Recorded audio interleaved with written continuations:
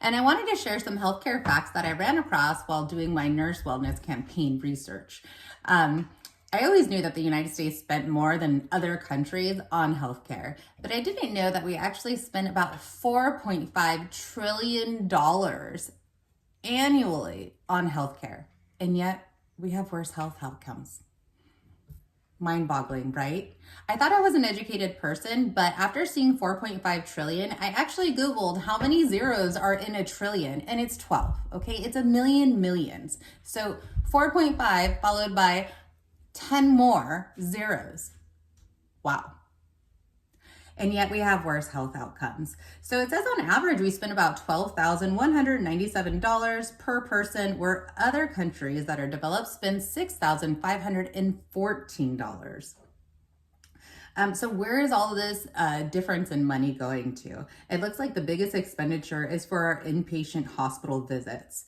We actually have shorter lengths of stay and fewer physician visits during that time period, yet it costs 80% more than other countries for an inpatient stay.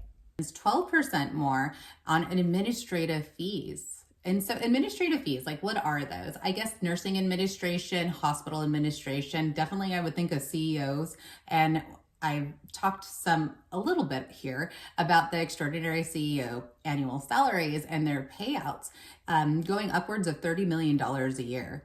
So these are things that there's no legislation for. There are no caps on hospital CEO salaries, even for not-for-profit hospitals.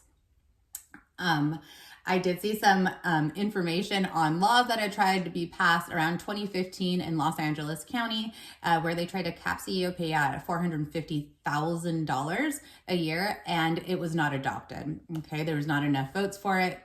And in one of the articles I was reading, it mentioned how, opposition was saying that at a $450,000 salary, that we would really be limiting the amount of talent that we were bringing to those positions as hospital CEOs, and that it wouldn't have the benefit that everybody thought it would have by capping their salaries.